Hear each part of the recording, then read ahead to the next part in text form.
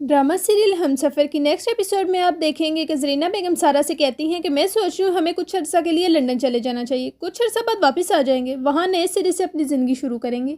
सारा कहती है ज़िंदगी, अशर की बेटी का ऑपरेशन हो गया, वो ठीक हो गई और खिरत को अशर वापस ले आया घर, क्या वो बहुत खुश है?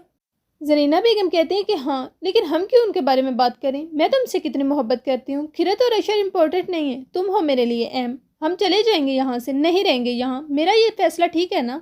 सारा रोते हुए कहती है कि मामा मैं सोना चाहती हूँ, ये कहकर उनके गले मिलती है और चली जाती है अपने रूम में। फरीदा बेगम हरीम की तबीयत पूछने के लिए हॉस्पिटल जाती हैं तो वहाँ बैठी बतूल बेगम से कहती हैं कि आप जाना चाहती हैं तो चली जाएं, मैं हरीम के पास ही रहूंगी। बतूल बेगम चली जाती हैं। जब खिरत और अशर वापस आकर फरीदा बेगम को देखती हैं तो अशर कहता है मम्मी आप कब आई? फरीदा बेगम कहती हैं कि काफ़ी देर हो चुकी है, घर ड्रॉप कर दो मुझे। वो अपने अंदाज से ये बात वाज़ेह बता देती हैं कि उन्हें खिरत और अशर का एक साथ जाना बिल्कुल भी पसंद नहीं। फरीदा बेगम कहती हैं कि तुमने खिरत से पूछा कि उसका पुराना आशिक हमारे घर क्या करने आया था? वैसे भी अब हरीम की सर्जरी हो गई है तो उसे चाहिए कि वापस चले जाए, खत्म करे ये ड्रामा।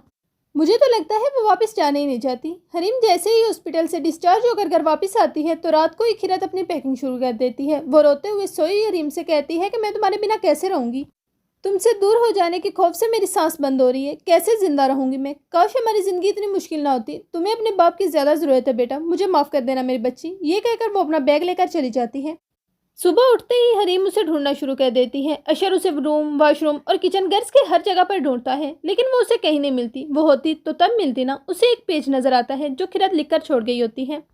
खिरत लिखती है कि मैं वापस जा रही हूँ। हरीम की बेहतरी इसी में है कि वो आपके पास रहे। मैं उसे वो सब नहीं दे सकती जो आप दे सकते हैं। हरीम का खूबसूरत कल आपके पास है। हरीम आज से सिर्फ आपकी बेटी है, वो आपके साथ खुश रहेगी। बस आपसे एक रिक्वेस्ट है कि हरीम को ये पता न चलने देना कि उसकी माँ एक बदकिरदार औरत थी। उस एहसास के साथ वो कभी माशरे में सर उठाकर सर्वाइव नहीं कर सकेगी। माँ या बाप की वजह से वो कभी शर्मसार हो, ये मैं नहीं चाहती। अशर ऑफिस जाता है तो खिजर उसे मिलने के लिए बल्कि हकीकत बताने के लिए आता है। अशर उसकी कोई बात नहीं सुनता और उसको कहता है कि कुत्ते तुम्हारी हिम्मत कैसे हुई मेरी ऑफिस में कदम रखने की, और उसके मुंह पर थप्पड़ मारता है। मेरी बीवी का नाम भी मत लेना अपनी गंदी जुबान से, और गार्ड्स को बुलवा कर निकलवा देता है उसे अपने रूम से। अशर पुरानी तस्वीरें देखता है तो उसमें खिरत का वो खत मिलता है जो उसने उस वक्त लिखा था जब फरीदा बेगम ने उसे घर से निकाल दिया था। अशर आप कहाँ हैं? आप एक बार घर आकर तो देखें, हमारी जिंदगियां कैसे तबाह हो गई हैं। मम्मी ने मुझे घर से निकाल दिया है लेकिन मैं अभी तक बाहर बैठकर आपका वेट कर रही हूँ। मम्मी मुझे अपने प्लान के मुताबिक खिजर के फ्लैट पर ले गई थी। ये सब कुछ मम्मी ने ही मुझे आपकी नज़रों में गिराने के लिए किया है। वो मुझसे इतनी नफरत क्यों करती हैं? और मैंने आपको फ़ोन पर बताया था ना कि मैं आपको एक गुड न्यूज़ देने वाली हूँ। मैं मम्मी के साथ हॉस्पिटल गई थी। अशर हमारे यहाँ बेबी आने वाला है, प्लीज़ आप घर आकर हमें बचा लें। मैं आपकी थी, आपकी हूँ और मरते दम तक आप ही की रहूंगी। आप मेरा एतबार करें। और मम्मी ने मुझे धमकी दी है कि वो हमारे बच्चे को इसकी पहचान नहीं करवाने देंगी। मुझे इस रुसवाई से बचा लें अशर, मैं आपके लौट आने की शिद्दत से मुंतजिर हूँ। जब वो इस बारे में बात करने के लिए फरीदा बेगम के पास जाता है तो वो खिजर को कॉल पर कह रही होती है कि तुम्हें अशर को बताना है ना सब कुछ, तो बता दो। तुम्हें लगता है कि वो तुम्हारी बात मान लेगा? You are nothing but a cheap blackmailer. मैंने गलती की है तुमसे मदद लेकर, और इससे बड़ी गलती मैंने 4.5 साल पहले की थी। खिरत के बच्चे को मार क्यों नहीं दिया मैंने उसी वक्त? सारे अंदाजे गलत निकले मेरे। ना हरीम पैदा होती ना ही खिरत वापस आती। ये सुनकर अशर कमरे के दरवाजे से ही वापस लौट जाता है।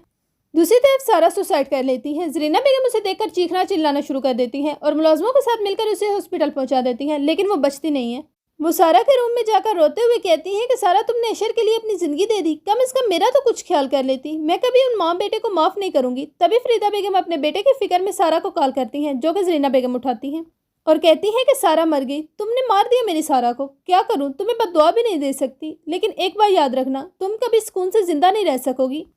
मेरी आहें लगेंगी तुम्हें। तुमने मेरी बेटी छीन ली, मैं हार गई अपनी बेटी को। हमें खिरत की बद्दुआ लगी है, जैसे मेरी बेटी मरी है वैसे ही तुम भी घुट घुट कर मरोगी। तो नाज़रीन, ये थी हमारी आज की वीडियो। अगर आप जानना चाहते हैं कि आने वाले एक साथ में क्या होने वाला है तो इसके लिए हमारी वीडियो को लाइक और चैनल को सब्सक्राइब करें, बेल आइकन को लाजमी प्रेस करें ताकि ऐसी आने वाली नई वीडियोस का नोटिफिकेशन आपको मिलता रहे। मिलते हैं एक नए वीडियो के साथ। अल्लाह हाफिज़।